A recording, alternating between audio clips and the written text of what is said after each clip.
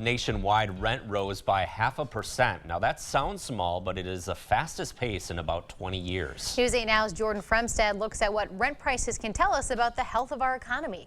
Well, La-Crosse is a place many people want to live, but there are problems. The city is bound by bluffs and a river. Building costs are rising, there's less land to build on, and wages for many people have stayed the same. Between the bluffs and Mississippi River exists a photogenic community. I love living in La-Crosse. You can also picture the nation's current economy in this valley.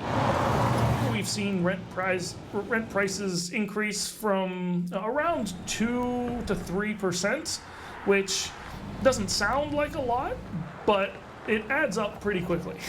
UW-La-Crosse Associate Professor of Economics Adam Hoffer says inflation is above 5%, a mark where economists pay attention. What that means is that prices are rising really fast. Wages rose too, but not at consistent levels across all professions. Stagnant wages tighten financial stress on people when rent rises. It's going to be harder and harder to make all of the payments. Between 2019 and 2020, the income for full-time workers increased 6.9%.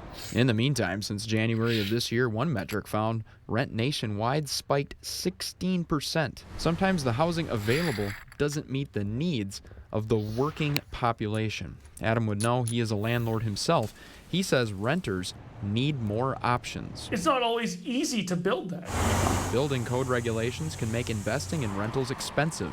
Adam says investors also face pushback from neighborhood associations. It's not a popular idea. Where NIMBYism exists. So a lot of this is us dealing with ourselves, not in my backyard, right? It's hard to find new places because La-Crosse is sandwiched inside this valley. Now, Adam provided an example of why building codes can make renovations so expensive. He tried to turn a building into an affordable option in the city, but the cost of a sprinkler system that had to be installed cost more than the building itself, and he said he just couldn't afford that.